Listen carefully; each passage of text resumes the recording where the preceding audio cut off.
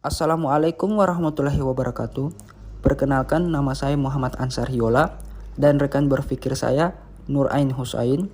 Kami dari kelompok 8. Di sini kami akan mempresentasikan materi kami yang berjudul Hukum Tata Negara Islam. Yang pertama itu konsep negara Islam.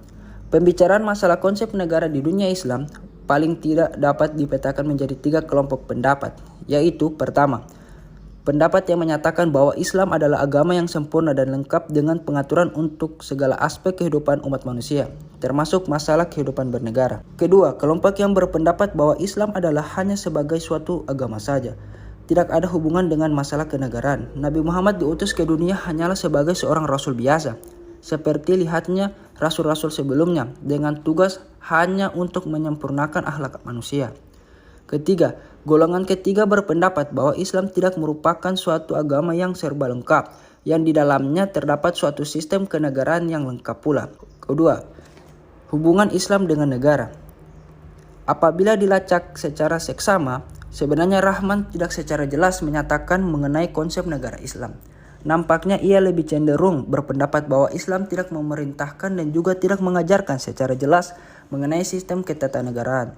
Tetapi Rahman mengakui adanya sejumlah tata nilai dan etika kenegaraan dalam Al-Quran dan Sunnah Nabi. Bahkan bagi Rahman, in Islam there is no separation between religion and state. Artinya bahwa antara agama dan politik tidak dapat dipisahkan. Kemudian yang ketiga, perdebatan konsep negara Islam. Dalam kasus di Indonesia, misalnya Ahmad Syafii Ma'arif dalam bukunya Islam dan Masalah Kenegaraan mengatakan bahwa Al-Quran tidak pernah menyebut-nyebut masalah negara Islam.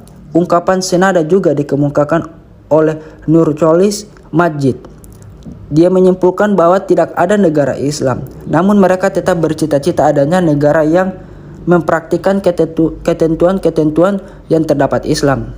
Berbeda dengan Syafii Ma'arif dan Nurcholish Madjid, Rahman tanpa menyebut dasar dari mana dalam beberapa tulisan artikel yang berhubungan dengan negara Islam secara tegas memunculkan istilah negara Islam.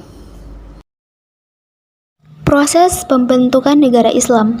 Berdasarkan teori kenegaraan modern, negara merupakan integritas dari sebuah kekuasaan politik dari masyarakat yang mempunyai kekuasaan untuk mengatur hubungan manusia dengan masyarakat, baik secara internal maupun eksternal, regional, nasional, dan internasional, dengan disertai berbagai aturan yang bersifat memaksa dalam mencapai tujuan kehidupan bersama.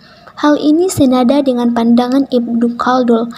Baginya negara itu terbentuk sebagai konsekuensi dari adanya keinginan bergaul antara seseorang dengan lainnya dalam rangka menyempurnakan segala kebutuhan hidupnya, termasuk mempertahankan diri maupun menolak musuh.